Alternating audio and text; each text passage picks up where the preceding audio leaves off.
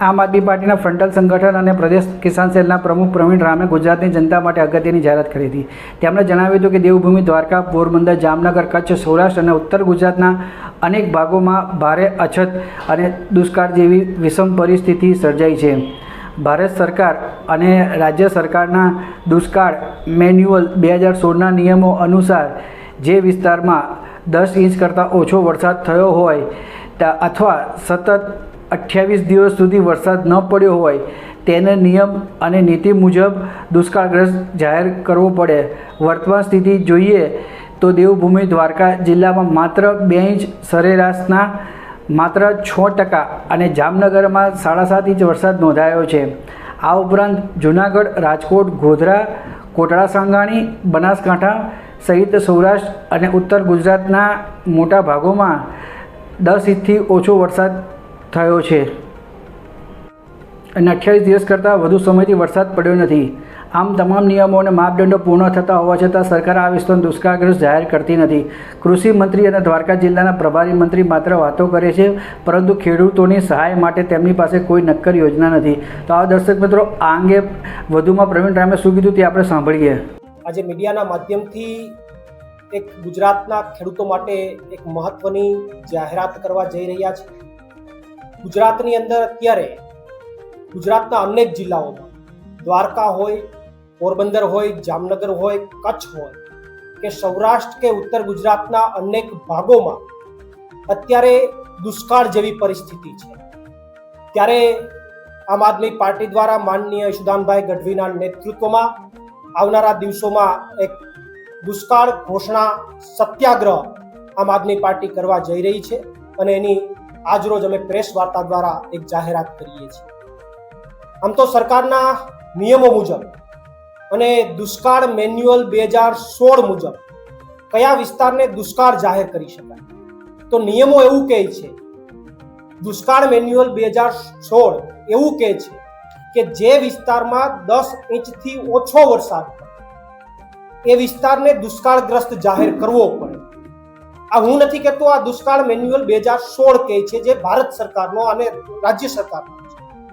અને બીજો એમનો માપદંડ એવો છે કે જે વિસ્તારની અંદર સતત 28 દિવસ સુધી વરસાદ ન પડે એ વિસ્તારને દુષ્કાળગ્રસ્ત વિસ્તાર જાહેર કરવો પડે.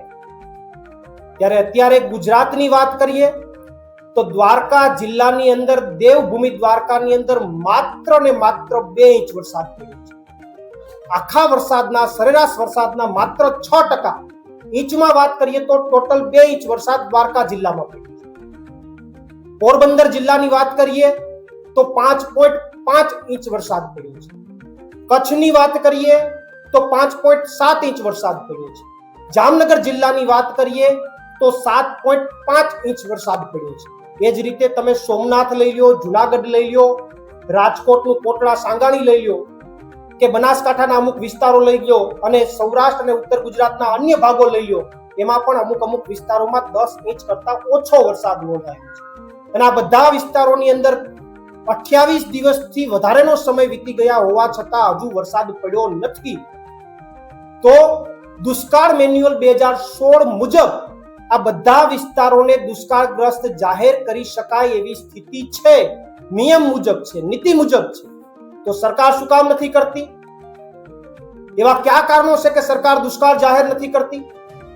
રાજ્યના કૃષિ મંત્રી દ્વારકાધીશના મંદિરે જઈને પ્રાર્થના કરે કે આ વિસ્તારોને દુષ્કાળગ્રસ્ત જાહેર ન કરવા પડે, પણ ઓલરેડી પરિસ્થિતિ છે કે દુષ્કાળગ્રસ્તના માપદંડોથી નીચે છે, તો એને જાહેર શું કામ નથી કરતી? મારો સીધો સવાલ કૃષિ મંત્રીને છે. પણ માત્ર સરકાર વાતો કરે છે, ખેડૂતો માટે કંઈ પણ કરવાની એમની યોજના નથી. ત્યારે અહીંયાથી પ્રેસના માધ્યમથી ગુજરાતની ભાજપ સરકારને 3 દિવસનું અલ્ટિમેટમ આપું છું. ભાજપની સરકારને 3 દિવસનું અલ્ટિમેટમ આપું છું કે 3 દિવસની અંદર આ જે જિલ્લાઓની અંદર 10 ઇંચ કરતા ઓછો વરસાદ અને જે વિસ્તારની અંદર 28 દિવસ સુધી વરસાદ નથી પડ્યો એને દુષ્કાળગ્રસ્ત જાહેર કરો. ત્યાં સિંચાઈનું પાણી પુરવાર કરો, ત્યાં ઘાસચારો પુરવાર કરો, ત્યાંના વીજ બિલ માફ કરો. આ તમામ માંગણીઓ પૂર્ણ કરો, અન્યથા 29 તારીખે ખંભાળિયાથી સવારે 11 વાગે માનનીય ઈસુદાનભાઈ ગઢવીના નેતૃત્વમાં એક સત્યાગ્રહની શરૂઆત થશે અને એ સત્યાગ્રહનું નામ છે દુષ્કાળ ઘોષણા સત્યાગ્રહ. આ સત્યાગ્રહની અંદર માનનીય ઈસુદાનભાઈ ગઢવીના નેતૃત્વમાં આમ આદમી પાર્ટી 4 માંગણીઓ સાથે આ સત્યાગ્રહની શરૂઆત કરશે અને માનનીય ઈસુદાનભાઈ ગઢવી આ સત્યાગ્રહની અંદર અનિશ્ચિત કાળના પ્રતીક ધરણા ઉપર બેસશે. સવારે 11 વાગે વાણિજ્ય કોલેજની બાજુના મેદાનમાં ખંભાળિયા મુકામે આ સત્યાગ્રહની શરૂઆત થવાની છે. આ સત્યાગ્રહની મુખ્યત્વે 4 માંગણીઓ છે. દ્વારકા, જામનગર, પોરબંદર, કચ્છ અને સૌરાષ્ટ્ર અને ઉત્તર ગુજરાતના જે ભાગોમાં 10 ઇંચથી ઓછો વરસાદ છે અને જ્યાં 28 દિવસ સુધી વરસાદ નથી પડ્યો એમને તાત્કાલિક ધોરણે દુષ્કાળગ્રસ્ત જાહેર કરો, પહેલી માંગણી. બીજી માંગણી, આ તમામ વિસ્તારોની અંદર તાત્કાલિક ધોરણે સિંચાઈનું પાણી પુરવાર કરો. બીજી માંગણી. ત્રીજી માંગણી જે છે કે અત્યારે ઘાસચારાની પશુપાલકોને ખૂબ તંગી છે ત્યારે તાત્કાલિક ધોરણે ઘાસચારો પુરવાર કરો અને જ્યાં જ્યાં પરિસ્થિતિ છે ત્યાં વીજ બિલ માફ કરો. આ ચોથી માંગણી. આ 4 માંગણીઓ સાથે માનનીય ઈસુદાનભાઈ ગઢવીના નેતૃત્વમાં આ સત્યાગ્રહની શરૂઆત થશે અને ત્યારે હું ગુજરાતના ખેડૂતોને પણ આહવાન કરું છું. આજે સત્યાગ્રહ છે એમાં હું પોતે પણ સમર્થનમાં જોડાવાનો છું. અમારા આમ આદમી પાર્ટીના ઘણા બધા નેતાઓ પણ સમર્થનમાં જોડાવાના છે.